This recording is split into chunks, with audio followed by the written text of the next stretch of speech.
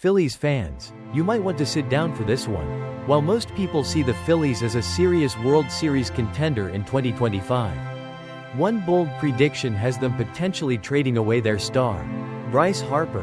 The video highlights a bold prediction from CBS sports writer Mike Axisa, who foresees a July trade deadline deal that could send Bryce Harper back to his old stomping grounds in the outfield.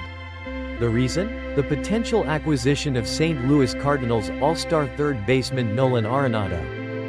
Now, this would be a massive move. The video quotes Axisa hinting at a certain all-in NL East team with an aging core that might make this kind of move, strongly implying the Phillies. The idea is that they could bring in Arenado to solidify their infield by moving their current first baseman, who happens to be Bryce Harper, back to the outfield.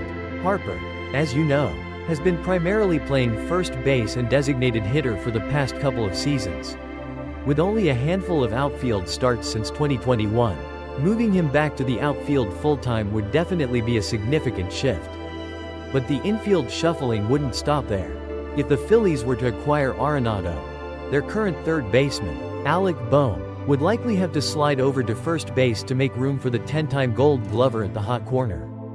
Bohm has played some first base in his career, but the vast majority of his starts have been at third.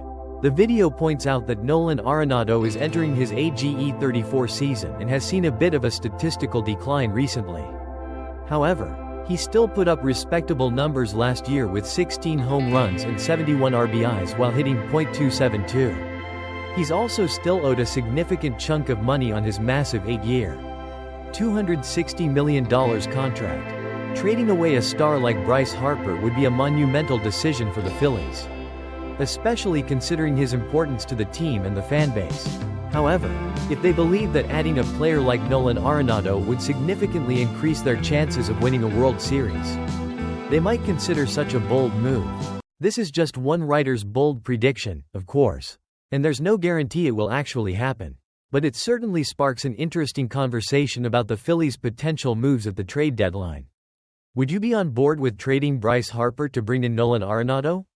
Let us know your thoughts in the comments below. Get ready for another potential shakeup in Major League Baseball. Luis Arraez, the reigning batting champion, could be on the move yet again. This guy is a hitting machine, winning the AL batting title in 2022 with the Twins, then leading all of MLB with an incredible .354 average with the Marlins in 2023. And then winning the NL batting title with the Padres in 2024. That's 3 batting titles with 3 different teams in just 4 seasons. Talk about a journeyman of hitting. And guess what? It looks like Arraez might be on the trade block once again. The San Diego Padres, who acquired him last season, could be looking to move him. And one team that's reportedly interested is the Chicago Cubs. The article proposes a trade package that would send Arraez to the Windy City in exchange for a few Cubs prospects. Let's break down the potential deal. The Chicago Cubs would receive 1B, 2B Luis Arraez. The San Diego Padres would receive LHP Jordan Wicks, Cubs number 16 prospect.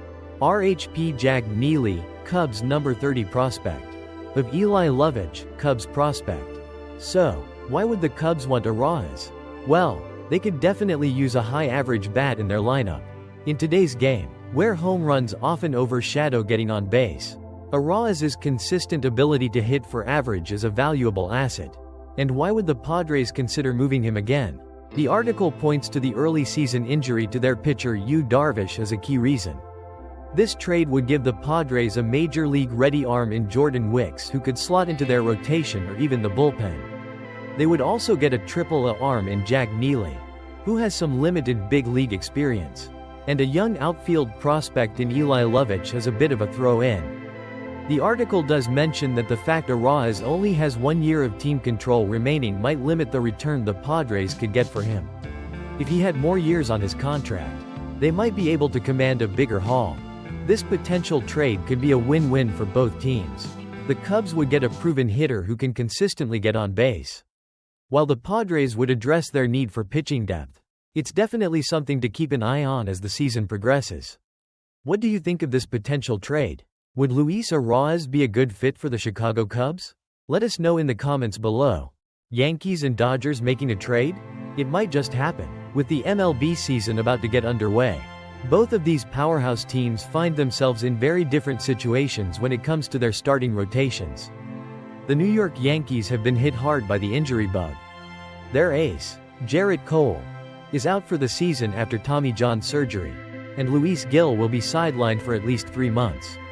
This leaves them a little thin on experienced starters, with prospect Will Warren likely starting the year in the rotation and veteran Carlos Carrasco making the opening day roster. On the other hand, you have the defending World Series champion Los Angeles Dodgers. They are absolutely loaded with starting pitching depth, so much so that talented young arms like Bobby Miller and Landon Knack are expected to start the season in the minor leagues simply because there isn't enough room on the big league roster. Talk about a good problem to have. This pitching surplus for the Dodgers has led some to wonder if they might be willing to part ways with one of their young starters. And one name that's being floated around is Emmett Sheehan. The 25-year-old right-hander showed some promise in 2023, posting a 4.92 ERA in just over 60 innings. However, he's currently on the injured list himself, recovering from Tommy John surgery he had last May. Despite the injury, Sheehan could be an intriguing target for the Yankees as they look to bolster their pitching depth at the MLB level. Even though he'll start the season on the IL, he could potentially provide a boost later in the year once he's healthy. Now, what could the Dodgers get in return? Well, the video suggests they might be interested in some of the Yankees' position player prospects. 2 names mentioned are Rafael Flores and Braden Shoemake. Flores is a catcher and first baseman who had a strong season in Double-A last year, showing some serious power at the plate. He's projected to potentially reach the majors as soon as 2026. Shoemake is a shortstop who's currently on the Yankees' 40-man roster but will start the season in the minors. He's still looking for a consistent opportunity at the MLB level. This potential trade could make sense for both teams. The Yankees would get a young pitcher with upside who could help them in the near future, while the Dodgers could add a prospect who could provide some much-needed catching depth and power down the line. It's definitely something to keep an eye on as the season gets underway. What do you think? Would this be a good trade for the Yankees and Dodgers? Let us know in the comments below. Former Yankees outfielder Alex Verdugo finally signed a 1-year deal with the Atlanta Braves last week, but it took longer than some might have expected. Now, according to a report from longtime Boston baseball writer Peter Abraham, some details are emerging about why teams might have been hesitant to sign him this offseason. The video suggests that off-field issues may have played a significant role in limiting Verdugo's opportunities this winter. Apparently, ongoing concerns about his punctuality and professionalism significantly impacted his standing with various clubs, including his former team, the Boston Red Sox. As many of you know, Verdugo was traded from the Red Sox to the Yankees before the 2024 season. And according to the video, his relationship with Red Sox manager Alex Cora had become strained. In fact, back in 2023, Cora famously benched Verdugo after repeated instances of tardiness, even after previous warnings. This, the video highlights, is a clear example of how off-field behavior can directly affect a player's value and opportunities. Interestingly, despite these reported issues, the Yankees were reportedly surprised that Verdugo remained unsigned until late in spring training. They even praised him as a teammate and a player. However, the video also notes that the Yankees ultimately made no effort to retain him, suggesting that they too might have had some concerns.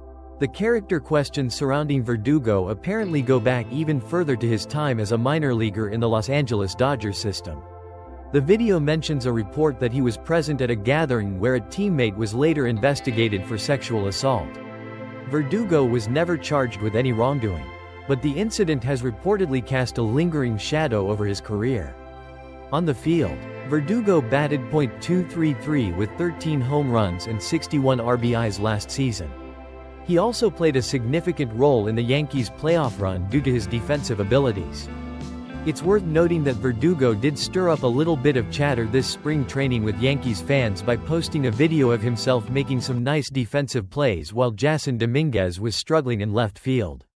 Some fans speculated that he might be hinting at a potential return to the Bronx.